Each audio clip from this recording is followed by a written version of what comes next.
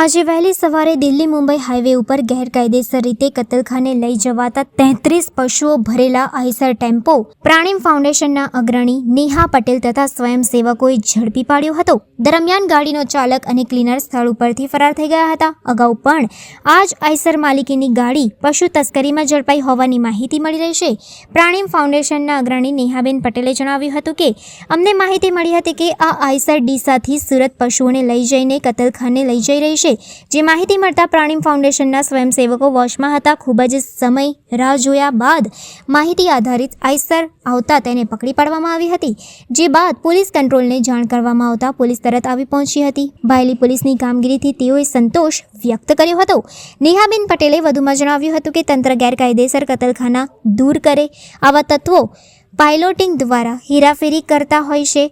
જો તેમને ગૌરક્ષકો વોચ કરી રહ્યા છે તેની જાણ થાય તો તેઓની ગાડીઓ આવતી જ નથી, જેથી આ પ્રવૃત્તિ રોકવી ચેલેન્જિંગ બની ગઈ છે। વધુમાં તેમણે જણાવ્યું હતું કે કેટલાક ખોટા ગૌરક્ષકો છે તેઓ આવી ગાડી પાસ કરાવે છે, તેના પ્રૂફ પોલીસને આપ્યા છે। તમને આ ગેરકાયદેસર પ્રવૃત્તિ બંધ કરાવવા અન્ય સંસ્થાઓને પણ આગળ આપવા અપીલ કરવામાં આવી છે। હું નેહા પટેલ છું, પ્રાણીમ ફાઉન્ડેશન। અમને ઇન્ફોર્મેશન હતી કે આ આઈસર જે છે એ ડીસાથી સુરત જઈ રહી છે, પશુઓ લઈને કતલખાને જાય છે।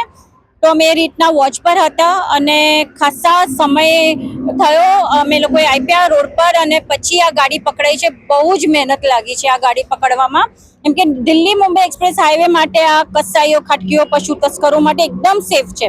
પહેલા NH-48 પર આરામથી ગાડીઓ પકડાઈ જતી હતી ટ્રાફિક જામ કરીને કે ટોલ ટેક્સ આવતો હતો। ત્યાંના ટોલ ટેક્સને તો આ લોકો ઉડાવી જ દીધા, અને 2 ટોલ ટેક્સને ઉડાવી દીધું એને, અને ડ્રાઈવરને ક્લીનર ભાગી ગયા તો પણ ભાઈઓએ બહુ રિસ્ક લઈને આ જીવ બચાયા છે।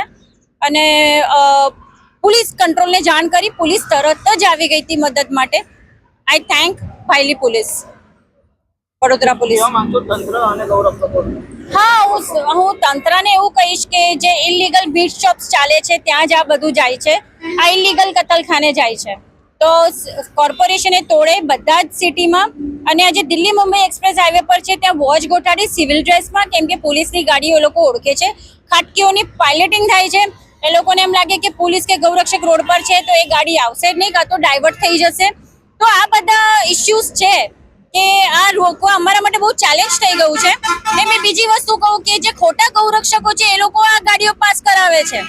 મેં ઘણા પ્રૂફ આપ્યા છે પોલીસને કે આ લોકોના ઉપર કંઈક લગામ લગાવો, સરકાર લગાવ્યા। ખોટા ગૌરક્ષકો અમારે તો ખાટકીઓના સાચવીને રહેવાનું, અને આ ખોટા ગૌરક્ષકો જે અમારી ઇન્ફોર્મેશન આપી દે છે કે નેહા પટેલ રોડ પર છે, આ બધા ગાડીઓ પાસ કરે। આ બધી આટલી બધી સિટીઝ પાર કરીને આવે તો શું એમના ધ્યાનમાં નહીં હોય કઈ ગાડી ચાલે છે? રોજ જે ચાલે છે, અને સુરતમાં જાય છે, સુરત સિટીમાં ઢગલા ગાડીઓ જાય છે, એ ઓલપાડનો રસ્તો લે છે, કામરેજ ટોલ ટેક્સ આવતી જ નથી, ત્યાં પકડી જાય છે, ત્યાંના કામરેજ પોલીસ સારી છે એટલે, તો ઓલપાડ એ લોકો માટે સેફ ઝોન છે।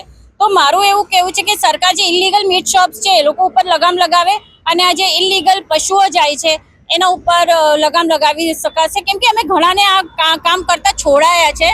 એમ એ લોકો આર્થિક નુકસાન નથી પરવરી શકતા, કે એ લોકોને બહુ નુકસાન થાય છે આર્થિક। તમે એકવાર પકડો અને પછી 5-6 મહિના પછી એકવાર પકડો તો એ લોકોને કોઈ અસર નહીં થાય, લગાતાર પકડવું પડે છે, ત્યારે એ લોકો આ ધંધો છોડે છે। આ બકવાસ ધંધો છે, જ્યાં જીવોની હત્યા થતી હોય ત્યાં તમે ક્યાં સુખી રહેવાના ખાટકીઓ? એટલે મારું એવું કહેવું છે કે આ જેટલી જીવ દયાવાળી સંસ્થા છે, રોજ એક ચેરિટી કમિશનરમાં ખુલે છે, આ આવા જીવો બચાવો ને તમે।